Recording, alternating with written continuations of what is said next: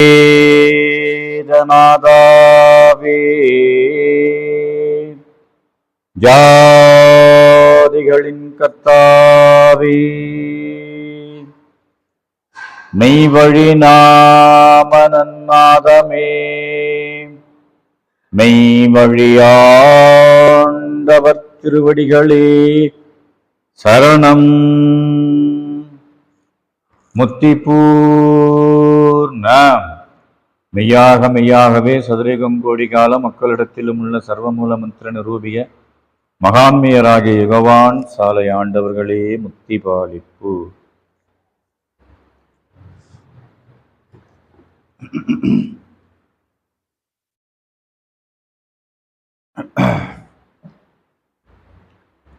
நமது மூதுரைக்கு உகந்தோர்களே என்ற தெய்வ மீட்புக்குல குழுவினர் அனைவருக்கும் என்னுடைய நமஸ்காரம்.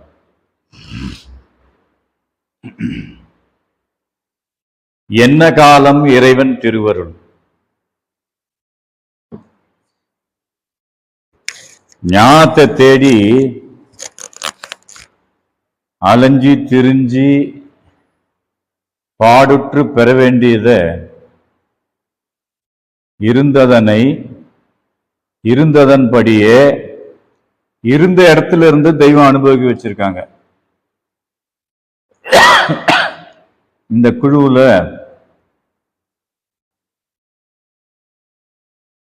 இப்போ கலந்துக்கிட்டவங்களை பார்த்தா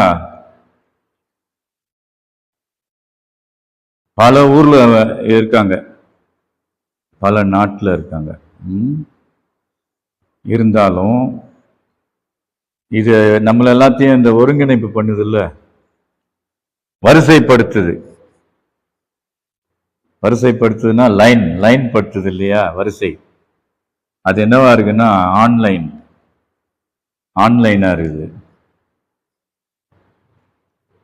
நம்ம தெய்வம் ஆண் குருவா இருக்கிறாங்க, சாலை ஆண் குருவா இருக்காங்க. இந்தப்படிக்கு ஏன் இது இப்படி வந்திருக்கு அப்படின்னா, நாளோ கடை நாளாகின வாழும் இகம் பாழாகும் என்று ஆலயத்தில் இங்கே சாலை சத்தம்னு 1946 தேடுகுடகத்தில் தெய்வம் எழுதி வச்சாங்க. மெத்த நாள் உண்டென்று மாட்டிக்கொள்வீரே என்று. அப்ப மீட்பர் வனாந்தரத்திடையில வந்துட்டாங்க. அப்ப மூதுரைக்கு உகந்தவர்களே தெய்வ மீட்பு குலமாய் நாம இருக்கணுங்கிறதுக்காக இந்த குழுவை தெய்வம் ஏற்படுத்தி வச்சிருக்காங்க. ஆகையினால நாம இந்த ஒரு நாள், வாரத்துக்கு ஒரு நாள், இதற்கான உண்டான நேரத்தை மட்டும் நம்ம செலவு பண்ணோம்னா, இந்த 1 மணி நேரத்தை செலவு பண்ணா அது செலவு ஆகாது, ட்ரிபிளா நமக்கு திரும்ப கிடைச்சிருது அப்படிங்கிறது தான் உண்மை. இது ஒரு முதலீடு. நேரம் என்பது ஒரு முதலீடு. எதுக்கு முதலீடுன்னா, இது வரைக்கும் நம்ம வாழ்ந்துட்டு இருக்கிற வாழ்க்கை பொய் உலக வாழ்க்கை தான் வாழ்ந்துட்டு இருக்கோம். ஆனா இந்த பொய்யுலக வாழ்க்கைக்கு அந்த புறத்தே மெய்யுலக வாழ்க்கை ஒன்று இருக்கு. அதை மனிதன் கட்டாயம் அடைந்தே ஆக வேண்டும். அந்த வாழ்க்கை தான் மனிதனுடைய உண்மையான வாழ்க்கை. எக்கோடி காலத்தும் ஒன்று இருந்தா சொர்க்கத்துல, இல்லை என்றால் நரகத்துல. ரெண்டுமே முடிவில்லாத வாழ்க்கை தான். ஆனா நாம நரகத்துக்கு போறதுக்கு ஆசைப்படுவோமா அப்படின்னு கேட்டா இல்லை. அங்க போனா ஏன் ஆசைப்பட மாட்டேங்கிறோம்? அங்க போனா பாம்பு தேலை வச்சு கடிக்க வைப்பாங்க, அப்புறம் எண்ணெய் சட்டியில போட்டு வறுப்பாங்க, நம்மளை பஜ்ஜி சுடுற மாதிரி வறுத்தெடுப்பாங்க, அக்னி உருக்கு ஜாட்டையால அடிப்பாங்க. இப்படியெல்லாம் நம்மளை அறியாமலேயே நமக்கு போதிக்கப்பட்டிருக்கு. சொன்னவங்க யாரும் நரகத்தை பார்க்கல, சொன்னவங்க யாரும் சொர்க்கத்தை பார்க்கல. ஆனா சொர்க்கம் என்றால் இன்பம், ரம்மியம். நரகம் என்றால் துன்பம், நிரந்தர கவலை.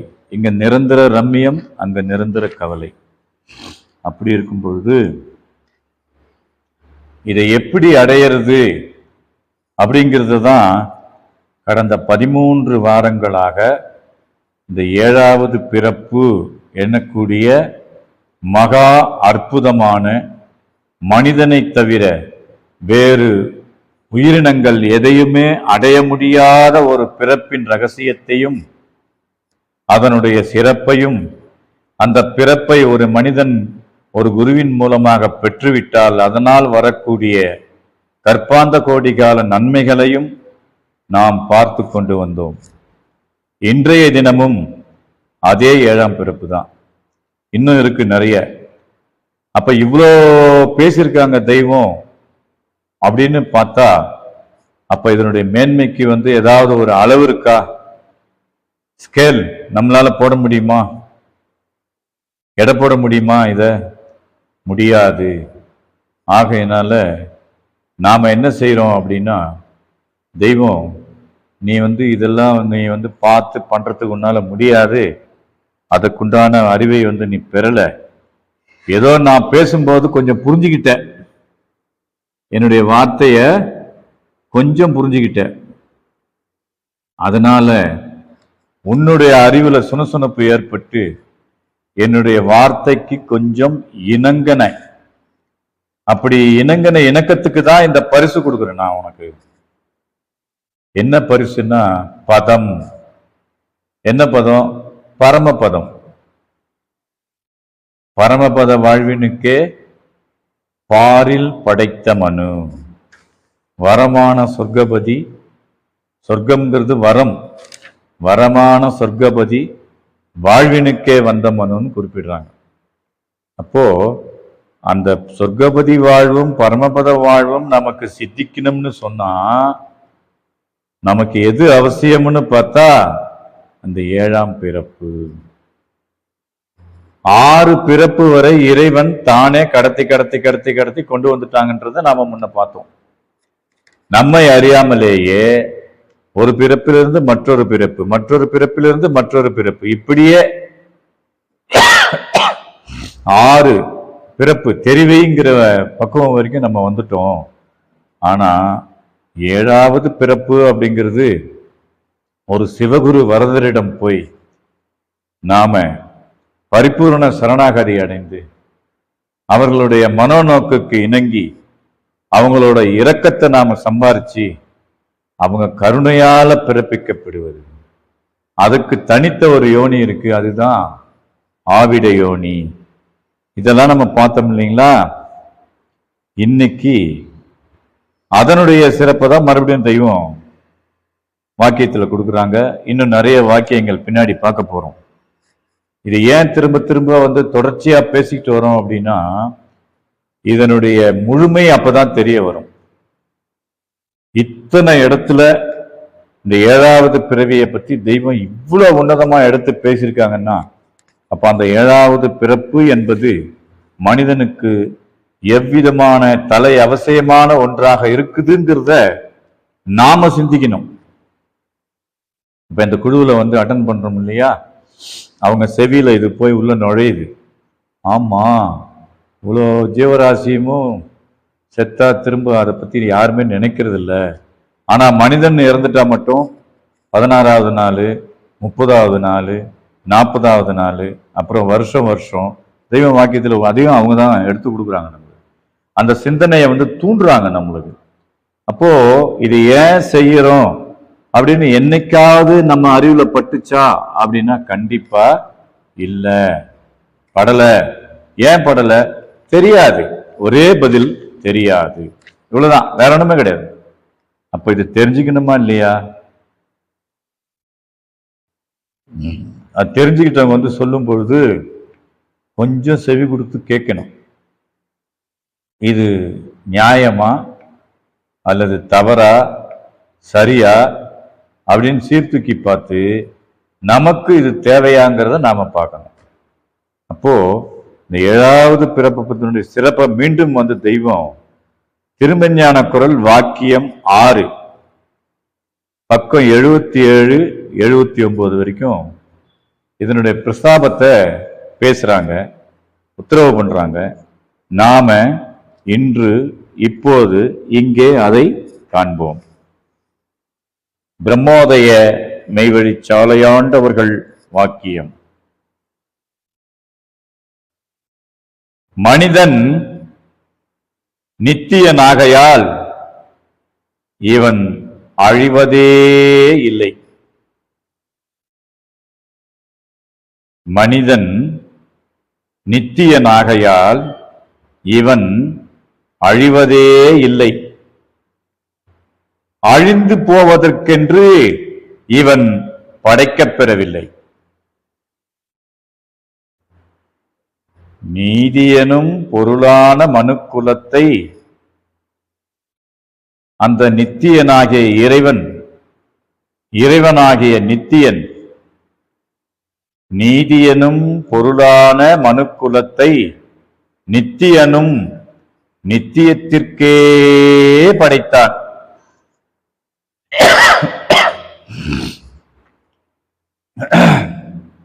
அப்போ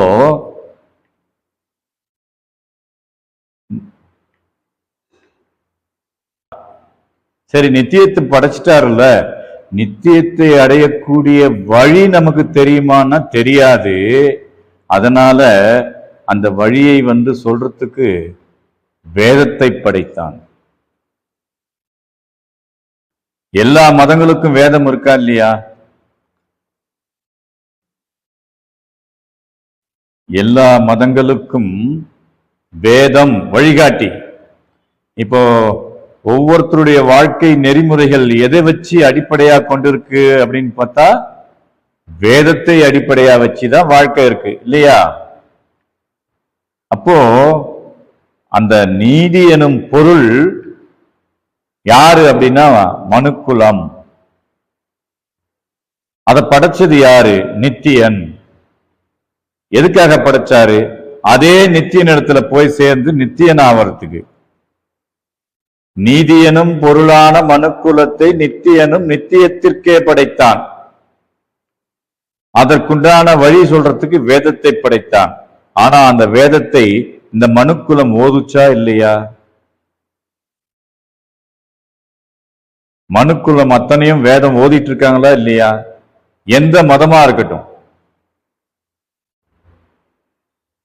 ஓதுறாங்க. ஆனா உணர்ந்தார்களா அப்படின்னா இல்ல. நீதியனும் பொருளான மனுக்குலத்தை நித்தியனும் நித்தியத்திற்கே படைத்தான். ஓதி இதை உணர்ந்தறியா உயிர்கோடிகள். வேதம் படைச்சா, இறைவன் படைத்த வேதம் மனுஷன் படிக்கிறான். படிக்கிறதோடு சரி, உணர்த்துக்கு உண்டான முயற்சியும் இல்லை, பாடும் இல்லை. ஓதி இதை உணர்ந்தறியா உயிர்கோடிகள் என்னவாச்சு? அதெல்லாம் ஊறுபட்டு, ஊருனாக்கா கஷ்டம், துகுடம். ஊறுபட்டு அலகையாயிட்டு நரகையால போறாங்க.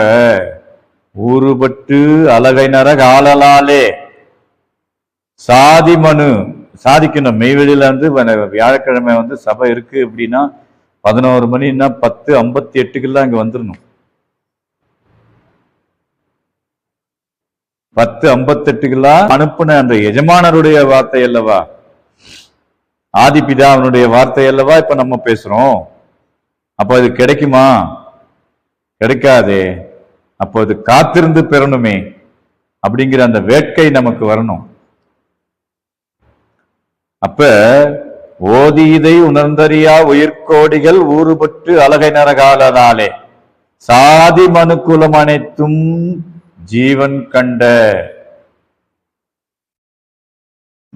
நாம ஜீவன் கண்டமா இல்லையான்னா இல்லைன்னு சொல்லுவோம். நம்ம என்ன சொல்லுவோம்? எங்கன்னா நம்ம எல்லாம் பார்க்கலையே. ஆனா பார்த்துட்டோங்கிறது நமக்கு யாருக்குமே தெரியாது.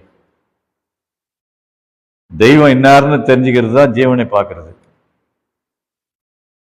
தெய்வம் இன்னார் அப்படின்னு தெரிஞ்சுக்கிறது தான் ஜீவனை பார்க்கறது. தன்னை அறிந்தது என்னது? உன்னை ஐயா. தன்னை அறிந்தது உன்னை ஐயா.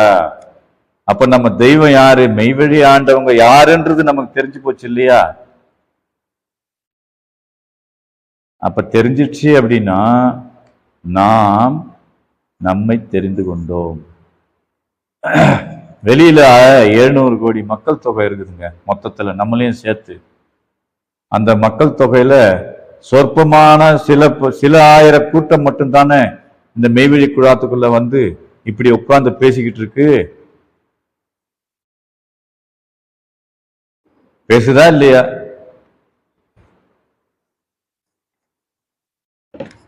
பதிலே சொல்ல மாட்டேன். இல்ல இந்த பதில் அப்படி ஒரு விஷயங்களின் வேத விளக்கம் இது நம்ம கற்பனைக்கு எட்டாது. இப்ப நான் பேசுறேன் அப்படின்னா தெய்வத்துக்கிட்ட வேண்டிட்டு, சத்தினியே வாக்கு வரம் தாரும் தாயே, உத்தமையே என் நாவில் நின்று உரையும் தாயே அப்படின்னு கேட்டுட்டு தவறா பேசிடக்கூடாது. தெய்வமே என்ன கேட்கிறேன்? தவறா பேசிடக்கூடாது, தன்னறிவுல சாஞ்சி பேசிடக்கூடாது.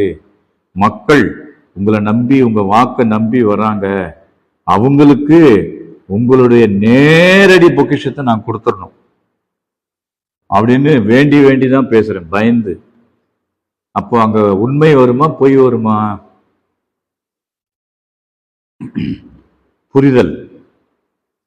புரிதல் உண்மையா நடக்குமா நடக்காதா?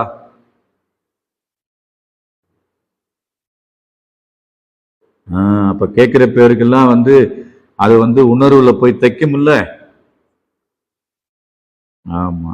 அப்ப மனிதன் நித்தியனாகையால் இவன் அழிவதே இல்லை. அது மட்டுமில்ல, அழிந்து போவதற்கென்று இவன் படைக்கப்பெறவில்லை.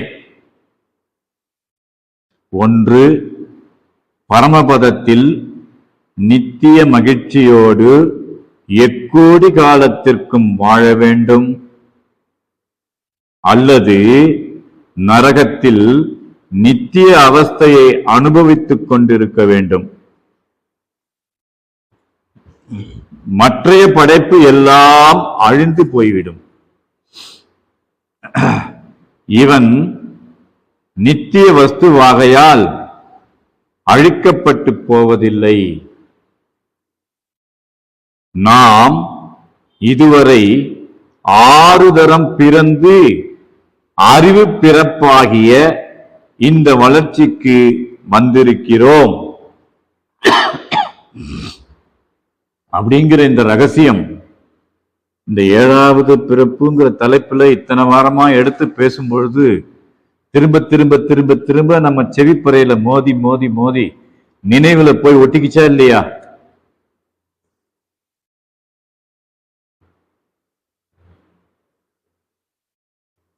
நாம் இதுவரை 6 தரம் பிறந்து அறிவு பிறப்பாகிய இந்த வளர்ச்சிக்கு வந்திருக்கிறோம் என்பது யாருக்கும் தெரியாது. நமக்கு தெரிஞ்சுதா?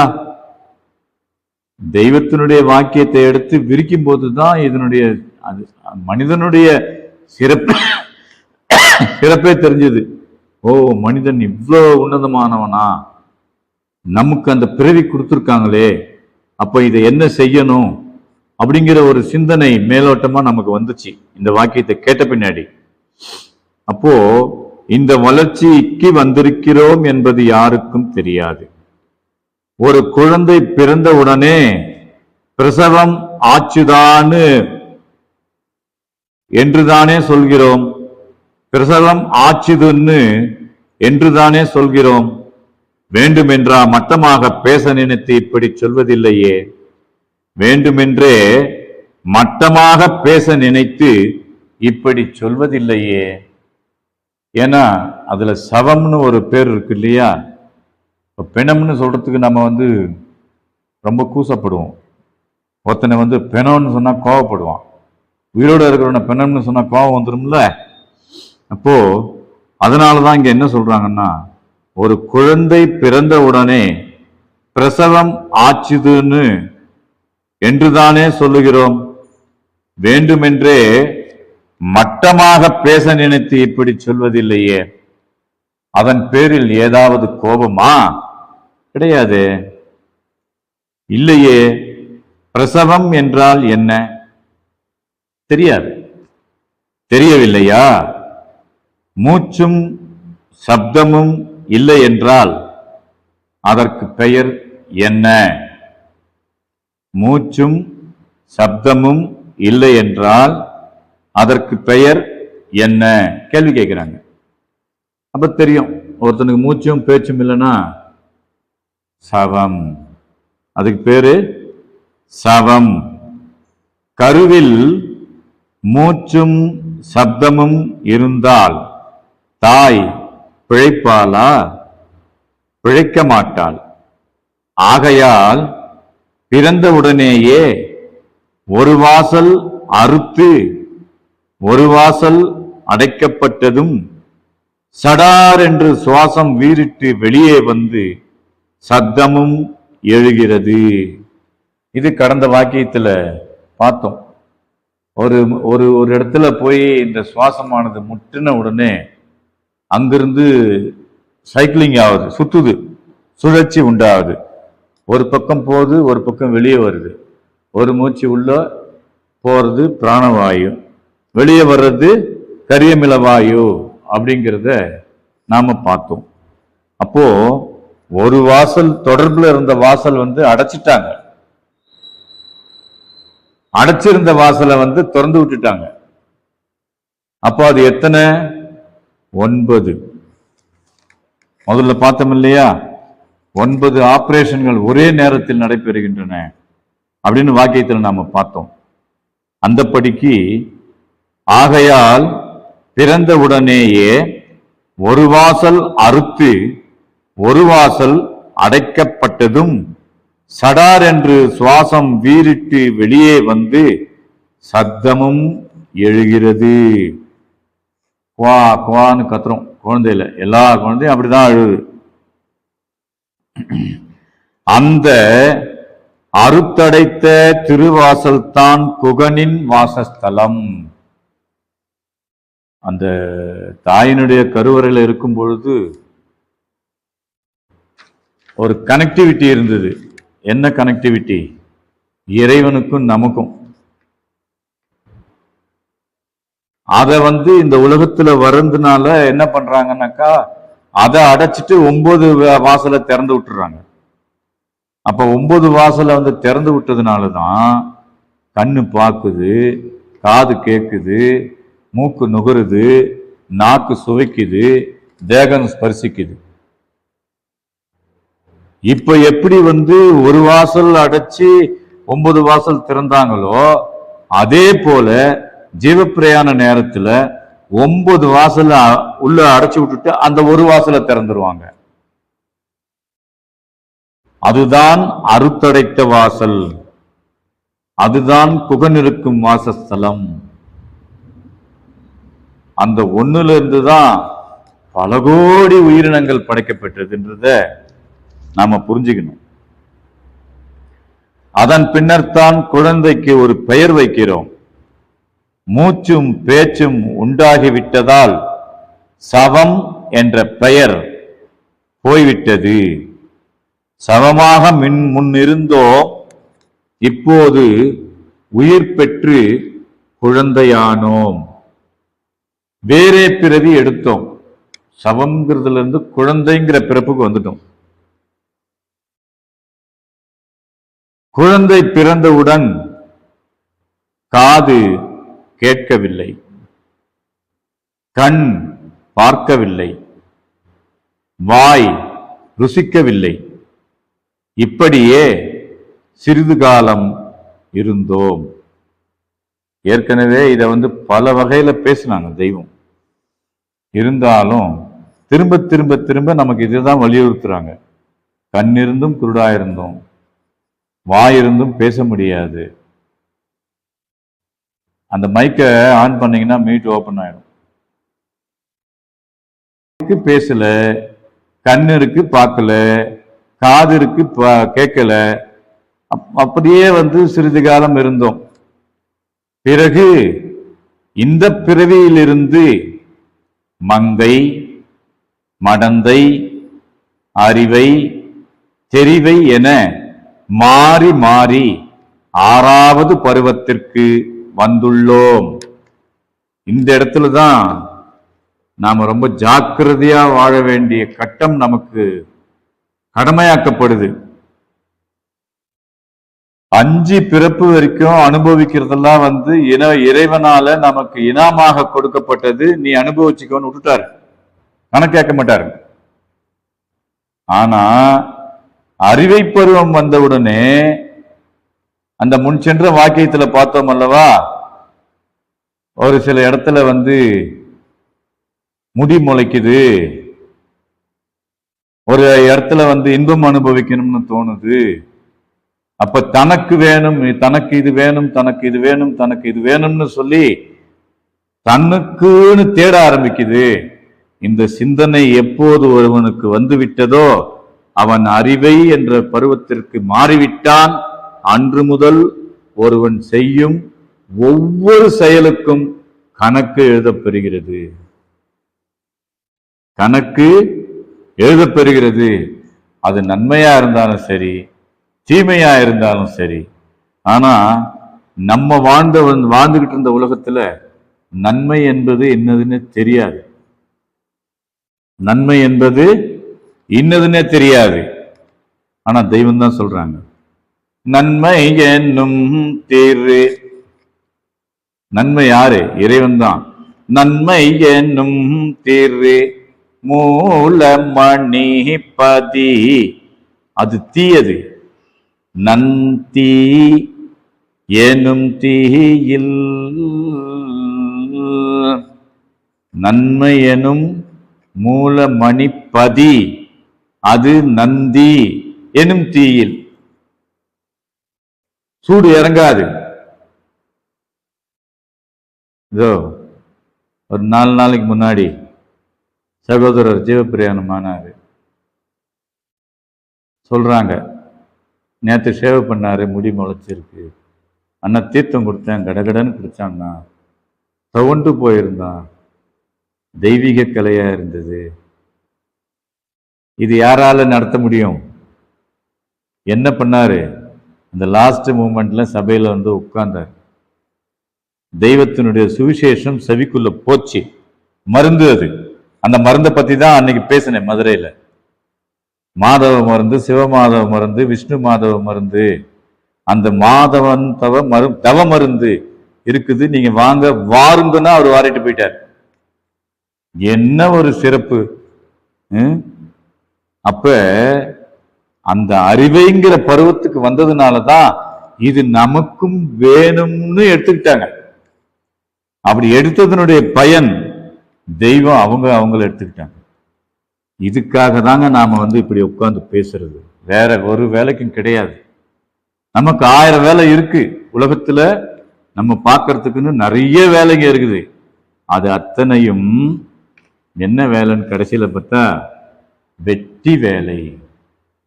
என்னத்தை வெட்டுது? என்ன வேலை அது? என்ன வேலைங்க அக்கா? வெட்டி வேலை. என்னத்தை வெட்டுது? என்னத்தை வெட்டுது? உன்னுடைய சுவாசத்தை வெட்டுது.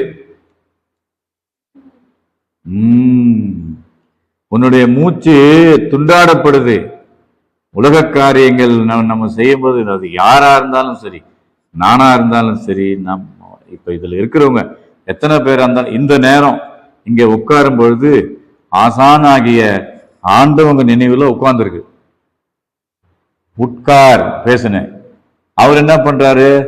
இப்ப காத்தாடி பட்டம் பறக்கும்போது, காத்து அதிகமா அடிக்கும் போது நூலை கறந்து இழுத்து வச்சிருவோம். நான்லாம் பட்டம் விட்டுருக்கேன், அதனால எனக்கு தெரியும். நல்ல ஹைட்டுக்கு போவோம், அருந்து போகுதுங்கிற ஒரு நிலைமை வரும்போது சர்ன்னு கீழே இறக்கிடுவோம். அது மாதிரி நம்ம உள்ள இருக்கிறவரு நம்மளை காத்துருவாரு, இழுத்துருவாரு உள்ள. அவரு பாடுறாரு, யாரு? குணங்குடி மஸ்தான்.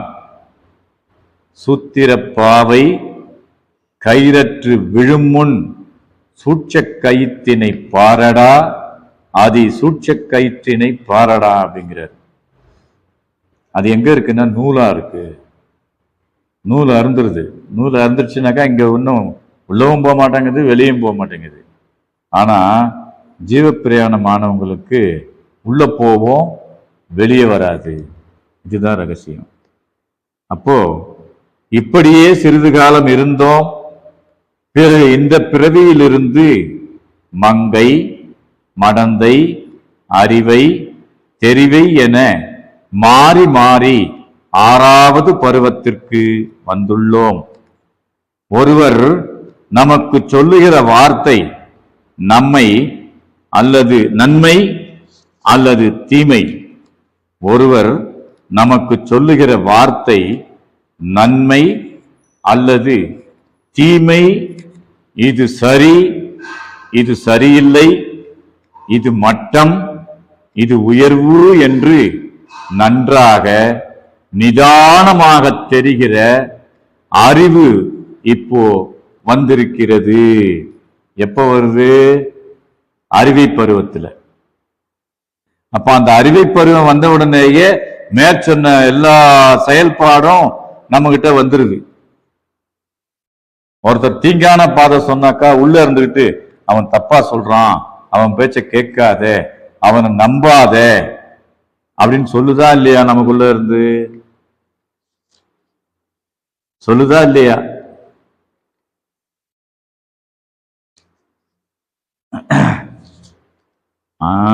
வருதுன்னா நாம் அறிவை பெற்றிருக்கிறோம்னு தெரியுது. என்ன தெரியுது? அறிவை நாம் பெற்றிருக்கிறோம். ஆனா அந்த அறிவு எப்படி இருக்குன்னு தான் தெரியாம இருந்தோம். அந்த அறிவு எப்படி இருக்குதுன்னு தெரிஞ்சுக்கிறது தான் அந்த அறிவினுடைய அறிவை பிறப்பினுடைய தன்மை. அப்ப அந்த அறிவு எப்படி தெரிஞ்சு இருக்குதுன்னா 7ஆம் பிறப்பு எடுக்கணும். 7ஆம் பிறப்பு எடுத்தா அந்த 6வது அறிவு எப்படி இருக்குதுன்னு தெரிஞ்சிடும். அப்புறம் பார்த்தா ரெண்டும் ஒன்னா இருக்கும். அது தடம் சுவடுகள்ல 171வது வாக்கியம் நூல் இருந்தா படிச்சு பார்த்துட்டு எனக்கு சொல்லுங்க. அதுல இதனுடைய விரிவை கொடுக்குறாங்க. அப்போ அந்த இது உயர்வு என்று நன்றாக நிதானமாக தெரிகிற அறிவு இப்போ வந்திருக்கிறது. அந்த நித்தியமாகிய அறிவு எங்கே இருக்கிறது என்றால், எங்க இருக்கு? இந்த அனித்திய தூலத்திலே தான் அந்த அறிவு எங்க இருக்குது? இதே தேகத்தில் இருக்குது. ஆனா எங்க இருக்குங்கிறது நம்மளால சொல்ல முடியாது. அறிவிருக்கும் தலைமறியார் அலைந்து அலைந்து போவார்னு ஒரு பாட்டு மாணிக்கண்ணன் பாடுவார் அடிக்கடி. ஆவி வீணே போக்குவார்னு பாடுவார். அப்போ அறிவு இருக்கிற தலத்தை கண்டவர்கள் மகான்க. அவங்களுடைய தவ வல்லபத்துல அந்த இடத்துல போய் நின்னுதான் தவம் பண்ணுவாங்க. அறிவுல நின்னாதான் தவம் பண்ண முடியும். இப்ப இந்த நிமிஷம் நம்ம எல்லோரையும் நம்ம தெய்வம் அறிவுல நிக்க வச்சிருக்கிறாங்க. அழிவில் இருந்து அழியாமைக்கு கொண்டு போறதுதான் அறிவு. அறிவினுடைய செயல்பாடு என்னன்னு பார்த்தோம்னா, அழிவில் இருந்து அழியாமைக்கு கொண்டு போய் அதுல நம்மளை நிலைக்க வைக்கிறது. இப்போ நாம எதுக்காக பாடுபடுறோம்? இங்க ஏன் இங்க வந்து உட்கார்ந்துருக்கோம்? அழிவுக்கா அறிவுக்கா? அறிவுக்கு. அப்போ அந்த அறிவே நமக்கு வந்து ஆசானா நின்று இந்த வாக்கியத்தை நமக்கு இறக்கி கொடுத்துருக்கு. அந்த நித்தியமாகிய அறிவு எங்கே இருக்கிறது என்றால் இந்த அனித்திய தூலத்திலே தான் இருக்கிறது. ஐயா இருக்கிறது. ஐயா, இந்த தூலம் நிரந்தரமாக நிற்பதில்லையே. நம்ம கண்கூட பார்த்தது தானே. குழவி முதல் தெரிவை கொண்டே பிறவி முதல் தளரா வளர் வளர்த்தன் தான் பேசியே குலவும். மாறி மாறி மாறி மாறி வந்தது தானே. அப்போ அது நிரந்தரமா ஒரு பிறப்புல நிக்கல. அப்போ அறிவை பிறப்புல வந்துருச்சுன்னு சொன்னா அடுத்து வரப்போறது நிரந்தர பிறப்பு. அடுத்து வரப்போறது நிரந்தர பிறப்பு. அதை முதல்லயே சொல்லிட்டாங்க. ஒண்ணு நித்திய சொர்க்கம், இல்லைன்னா நித்திய அவஸ்தையாகிய நரகம். அது ரெண்டுமே நிரந்தரம், மாறாது. ஆனா நரகத்துக்கு போறதுக்கு யாருமே சொல்லித்தர வேண்டியதில்லை, வழிகாட்ட வேண்டியதில்லை. அது சறுக்கு மரம், காலை வச்ச உடனே இழுத்துன்னு போயிடும் நம்மள.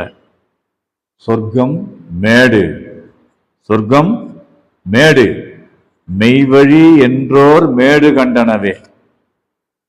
அந்த மெய்வழி என்ன மேடுதான் சொர்க்கம்ங்கிறது நம்மோட அனுபவத்துல நாம தெரிஞ்சுக்கலாம். அப்ப இந்த நித்திய தூலத்தை அனித்திய தூலத்திலே தான் இருக்கிறது ஐயா. இந்த தூலம் நிரந்தரமாக நிற்பதில்லையே. ஆனால் நம்முள் இருக்கும் அறிவு தூலம் என்றைக்கும் அழியாதது. அந்த நித்திய தூலத்தில் குடியேறிக் கொள்ளும் அருகதை மனிதனுக்கு மட்டுமே உண்டு.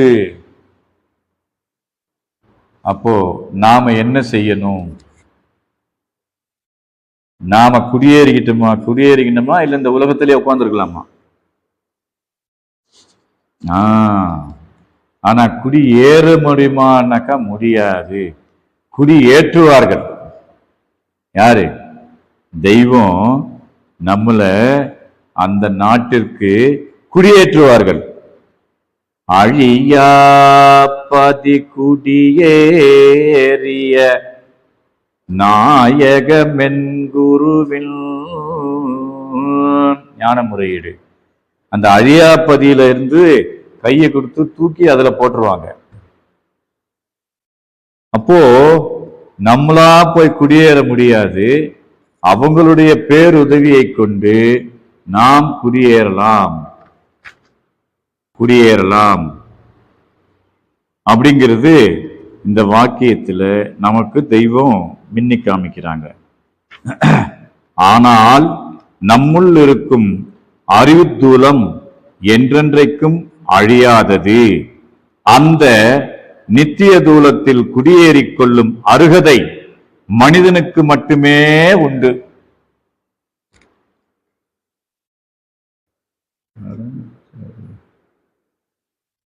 அழியாதது. அந்த நித்திய தூலத்தில் குடியேறிக் கொள்ளும் அருகதை மனிதனுக்கு மட்டுமே உண்டு. அந்த பிரணவ ரூபம்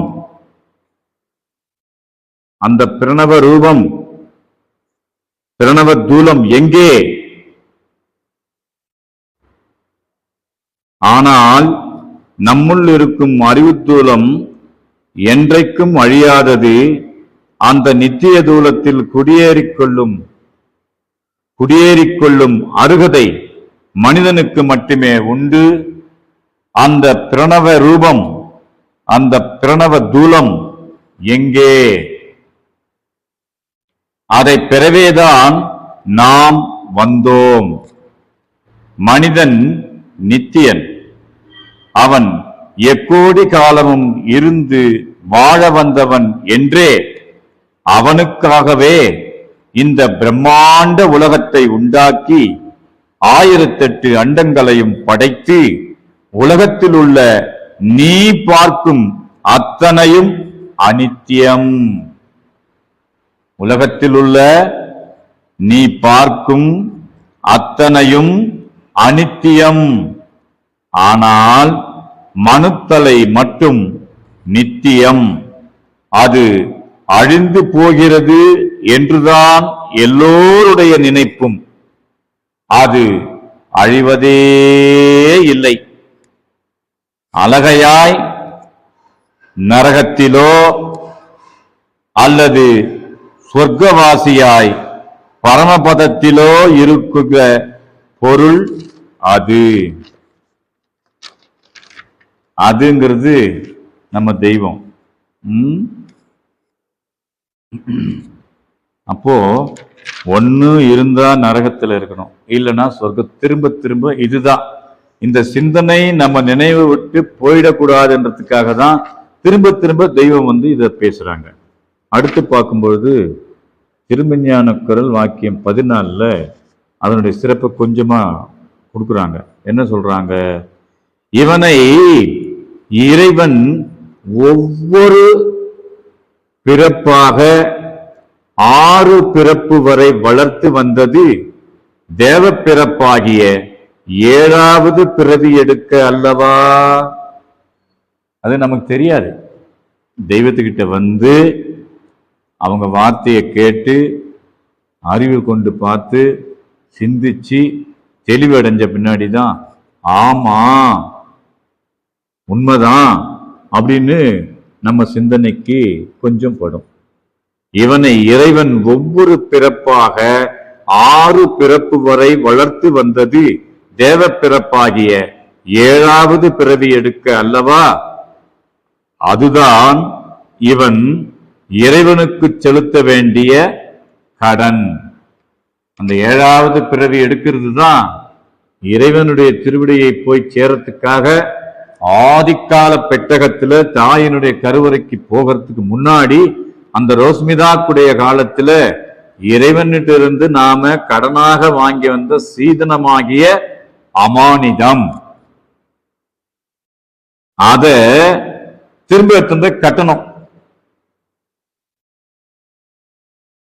6 பிறப்பு வரை வளர்த்து வந்தது தேவ பிறப்பாகிய 7வது பிறவி எடுக்க அல்லவா. அதுதான் இவன் இறைவனுக்கு செலுத்த வேண்டிய கடன். அந்த வித்யாதத்துவ கடனை, அமானித கடனை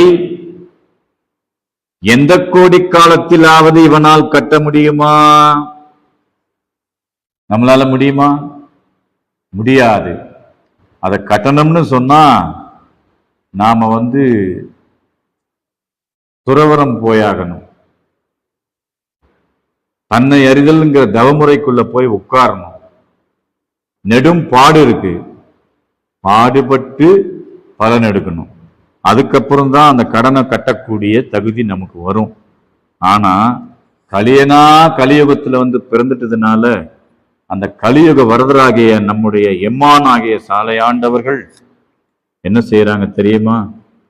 அமானித கடனை எந்த கோடி காலத்திலாவது இவனால் கட்ட முடியுமா? அது எட்டா பெருங்கடன். எங்க எட்டாது? அறிவுக்கோ நினைவுக்கோ எட்டாத கடன். இந்த கடனை உனக்காக ஒருவர் கட்டி முடித்து 7வது பிறப்பும் தருகிறார்கள் என்றால் அவர்கள் யாராக இருக்க வேண்டும்? நல்லா நினைச்சு பாருங்க.